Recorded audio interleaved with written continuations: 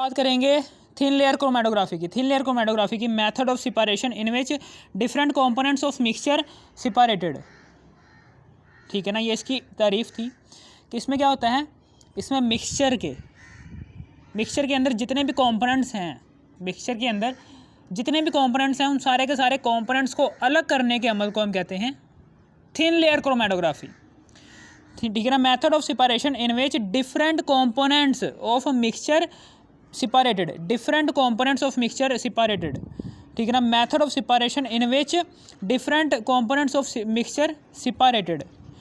ठीक है ना, समझ आ गई है। अब हम यहाँ पर एक मिक्सचर लेंगे, उस मिक्सचर में से उसके कंपोनेंट्स अलग करने की कोशिश करेंगे। ठीक है ना, सबसे पहले तो हम एक प्लेट लेते हैं ऐसे वाली,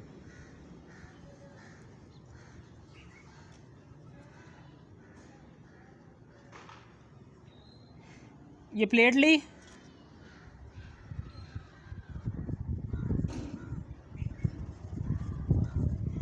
इस प्लेट के अंदर दो तरह के हैं, एक तो है एल्यूमिनियम है और दूसरा है जी ग्लास। या तो ये ग्लास की बनी हुई है या फिर ये एल्यूमिनियम की बनी हुई है। एक बीकर लेंगे, एक बीकर के अंदर हम चूने का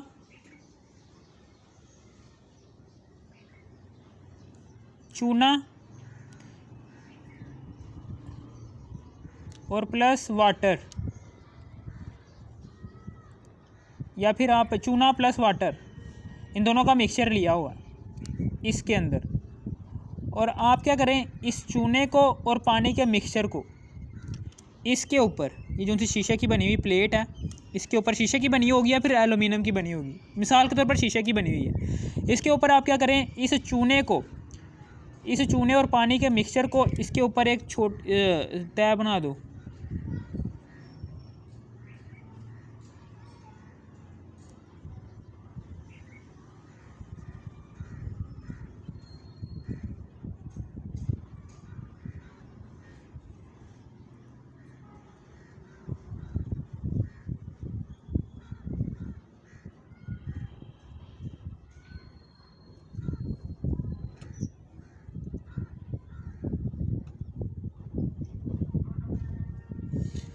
चूने और पानी के मिक्सचर की इसकी एक पतली सी तय बना दो, ऊपर थिन सी तय, पतली सी तय बना दो। ठीक है ना, ये एज अ स्टेशनरी फेज इस्तेमाल होगी। आपको पता है कि स्टेशनरी फेज होता क्या है, कि जो मूवेबल नहीं होता।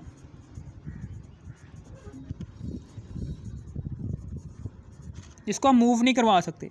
फॉर एग्जांपल स्टेशनरी फेज के तौर पर एल्यूमिना भी इस्तेमाल कर सकते हैं, हम सिलिका जेल भी इस्तेमाल कर सकते हैं।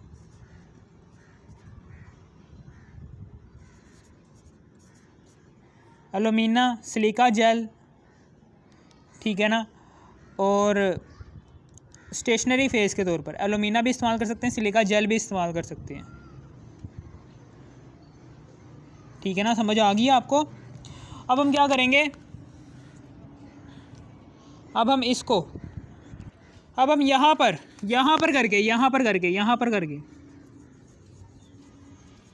वो मिक्सचर लेंगे, यानी कि ये मिक्सचर है, फॉर एग्जांपल लीव एक्सट्रैक्ट है, फॉर एग्जांपल पत्तों का, यानी कि दरख्तों के पत्तों से हमने जूस निकाला है, दरख्तों के पत्तों से हमने जूस निकाल कर हमने इस बीकर में डाला। ये क्या है, ये लीव एक्सट्रैक्ट है। इसके अंदर तीन तरह के कंपोनेंट्स हैं। पहला कंपोनेंट है जी ज़ैंथोफिल, दूसरा है जी क्लोरोफिल, तीसरा है जी कैरोटीनॉइड्स। ठीक है ना, ये रेड होगा, ये ग्रीन होगा और ये येलो होगा। हमने इन तीनों के कंपोनेंट्स को इस लीव एक्सट्रैक्ट में, ये तीनों के तीनों कंपोनेंट्स को हमने अलग करना है। उसके लिए हम क्या करेंगे, उसके लिए हम इसका इस्तेमाल करेंगे, paper chromatography, thin layer chromatography का, इसी का इस्तेमाल करेंगे ना हम क्या करेंगे, इसमें से कैपिलरी ट्यूब लेंगे, कैपिलरी ट्यूब के ज़रिए से, दोबारा से बता रहा हूँ, ये कैपिलरी ट्यूब का एक कतरा, कैपिलरी ट्यूब से एक कतरा लिया, यहाँ पर डाला, फिर इसको खुश्क करना है, ड्राई करने के बाद एक और कतरा डालना है, फिर इसके ऊपर डालना है, फिर उसके बाद फिर दूसरी दफ़ा इसको ड्राई कर देना है, फिर तीसरी दफ़ा इसको यहाँ से एक कतरा लेना है लीव एक्सट्रैक्ट का और फिर यहाँ पर डालना है, फिर इसको ड्राई करना है, फिर यहाँ से चौथी दफ़ा लीव एक्सट्रैक्ट का एक और कतरा डालना है चौथी दफ़ा और फिर इसको ड्राई करना है, यहाँ तक कि यहाँ पर सिर्फ़ और सिर्फ लीव एक्सट्रैक्ट के ही प्योर सोल्यूशन बच जाए। यहाँ पर सिर्फ और सिर्फ प्योर मिक्सचर मौजूद है लीव एक्सट्रैक्ट का, बीच में कोई भी पानी का मॉलिक्यूल नहीं है, ठीक है ना। पानी का मॉलिक्यूल क्यों हमने इवेपोरेट करवाया है, ताकि जब मिक्सचर के सारे कंपोनेंट्स अलग हो ना, तो किसी भी कंपोनेंट के अंदर अगर एक भी पानी का मॉलिक्यूल आ गया, वो क्या करेगा, उस कंपोनेंट को फैला देगा। जैसे ही वो फैलेगा, कंपोनेंट ज़्यादा फैलेगा इस फिल्टर पेपर के ऊपर, वो दूसरे वाले कंपोनेंट में जाके मिल सकता है। इसलिए हम क्या करते हैं, हम पानी के मॉलिक्यूल्स को हम इवेपोरेट करवाते हैं बार बार, ताकि यहाँ पर हमें सिर्फ़ और सिर्फ प्योर मिक्सचर मिल जाए इस लीव एक्सट्रैक्ट का, ठीक है ना। फॉर एग्जांपल हमें मिल गया। अब हम क्या करेंगे, अब हम यहाँ पर लेंगे ये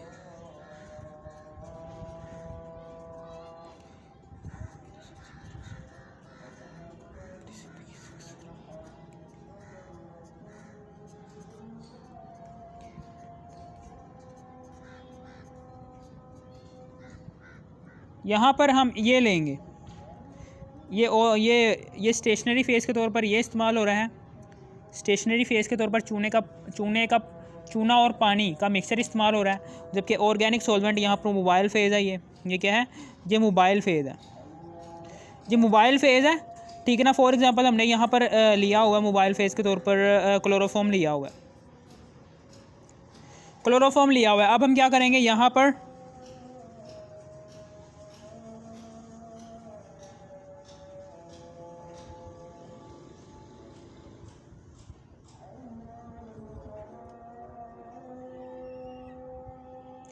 इसी प्लेट को हम उठाकर यहाँ पर दर्ज कर देंगे।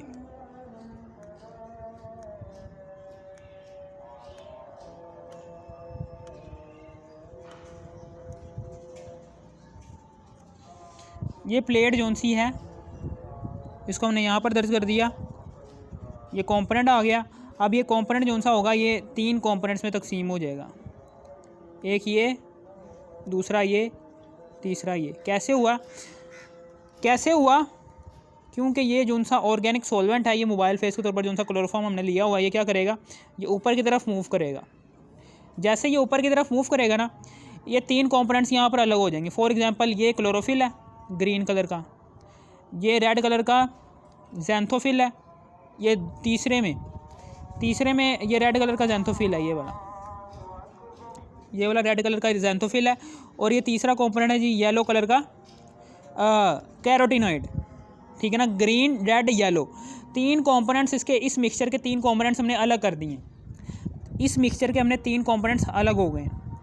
जिस कंपोनेंट की अट्रैक्शन मोबाइल फेज़ वाले इस सॉल्वेंट से ज़्यादा होगी क्लोरोफॉर्म के साथ, वो इस मोबाइल फेज़ के साथ ऊपर की तरफ जाएगा, ठीक है ना, और सबसे ऊपर लाया करेगा। और जिस कंपोनेंट की अट्रैक्शन स्टेशनरी फेज़ में मौजूद इस चूने और पानी के मिक्सचर से ज़्यादा होगी, चूँकि ये रुका हुआ है इस पूरी प्लेट पर, इसलिए ये क्या करेगा, उस कंपोनेंट को, मिक्सचर के उस कंपोनेंट को ऊपर नहीं जाने देगा, वो नीचे ही रहेगा। यानी कि जौन सा मिक्सचर का कंपोनेंट नीचे लाया करेगा, इसका मतलब क्या है कि उसकी अट्रैक्शन स्टेशनरी फेज़ के इस सॉल्वेंट से ज़्यादा है, ठीक है ना। और जौन सा मिक्सचर का कंपोनेंट सबसे ऊपर लाया करेगा, इसका मतलब क्या है कि उसकी अट्रैक्शन, मिक्सचर का जो सा सबसे ऊपर लाया करेगा, इसका मतलब क्या है, इसकी अट्रैक्शन, इस मिक्सचर के इस कंपोनेंट की अट्रैक्शन क्या है, ये इस क्लोरोफॉर्म के साथ ज़्यादा है, क्योंकि ये ऊपर की तरफ मूव कर रहा है, इसलिए ये मिक्सचर के इस कंपोनेंट को ऊपर की तरफ ले गया, ठीक है ना। समझ आ गई। ये अगेंस्ट द ग्रेविटी काम हो रहा है, ये काम क्या हो रहा है, ये अगेंस्ट द ग्रेविटी काम हो रहा है, ये ग्रेविटी, इसे हम कहते हैं कैपिलरी एक्शन।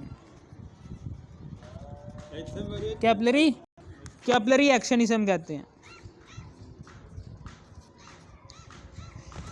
हैं, कैपिलरी एक्शन, ठीक है। इसे हम क्या कहते हैं, इसे हम कैपिलरी एक्शन कहते हैं, कि जिसमें ऑर्गेनिक सॉल्वेंट जो सा है ये नीचे से ऊपर की तरफ मूव करता है। इसमें जो सा ऑर्गेनिक सॉल्वेंट है ये इस ग्लास की बनी हुई प्लेट पर नीचे से ऊपर की तरफ मूव करता है, ठीक है ना, अगेंस्ट द ग्रेविटी। इसे हम कहते हैं कैपिलरी एक्शन। ये ज़्यादातर दरख्तों में होता है, यानी कि जो दरख्त हैं इसके अंदर क्या होता है, ये दरख्त क्या करता है, ये ज़मीन के नीचे से पानी को पत्तों तक कैसे पहुंचाता है, पत्तों तक इसलिए ऐसे पहुंचाता है कि वो ज़मीन से पानी को अब्जॉर्ब करता है, पानी को अब्जॉर्ब करता है ज़मीन से। ये पौधा है, ये दरख्त क्या करता है, नीचे से पानी को ऊपर की तरफ ले जाता है और ऊपर जाकर ये पत्तों में शामिल होना शुरू होता है। ये किससे होता है, ये कैपिलरी एक्शन से होता है। ठीक ऐसा ही अमल ऐसा हुआ है, ठीक ऐसा ही अमल इधर भी हुआ है कि ऑर्गेनिक सॉल्वेंट ने ऊपर की तरफ मूव किया है, इस मिक्सचर के कंपोनेंट्स, इस मिक्सचर के तीनों कंपोनेंट्स को अलग भी करवा दिया। जिस कंपोनेंट की अट्रैक्शन मोबाइल फेस के इस सॉल्वेंट से ज़्यादा होगी वो ऊपर की तरफ मूव कर जाएगा, और जिस मिक्सचर के कंपोनेंट की अट्रैक्शन स्टेशनरी फेस के इस सॉल्वेंट से ज़्यादा होगी ना, चूना और पानी के मिक्सचर से ज़्यादा होगी, वो नीचे ही रह जाएंगे। इस तरीके से हमने मिक्सचर के तीनों कंपोनेंट्स को अलग करवा दिया। ठीक है ना, समझ आ गई आपको? ओके, अब हम यहाँ पर लिख देते हैं कि इन थिन लेयर क्रोमेटोग्राफी, ये इसका प्रिंसिपल है कि जिस पर ये पूरी की पूरी थिन लेयर क्रोमेटोग्राफिक बेस कर रही है। बेस किस पर कर रही है, इसी पर ही बेस कर रही है, कैपिलरी एक्शन पर ही बेस कर रही है। वही मैंने लिखा हुआ है कि in thin layer chromatography stationary phase is placed on glass plate. हमने स्टेशनरी फेज प्लेस किया ग्लास प्लेट के ऊपर जो कि थिन लेयर थी। थिन लेयर स्टेशनरी फेज की थिन पतली सी तय इस ग्लास प्लेट के ऊपर चढ़ाई, इस चूने और पानी की। ठीक है ना, in thin layer chromatography a thin layer of stationary phase is placed on glass plate के ऊपर हमने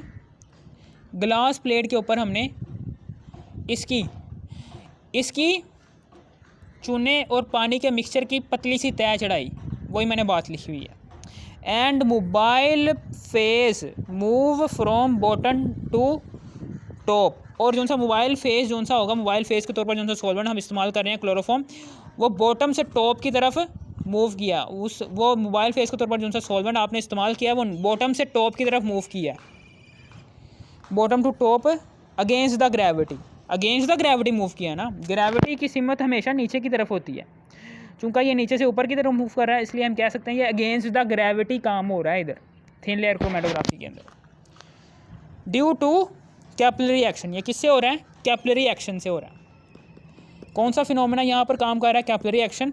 and components of mixture is separated. और कैपिलरी एक्शन की वजह से ही मिक्सचर के तीनों कंपोनेंट्स डिस्ट्रीब्यूट हो गए हैं इस ग्लास प्लेट के ऊपर, कि जिसके ऊपर हमने थिन लेयर चढ़ाई हुई है चूने और पानी के मिक्सचर की।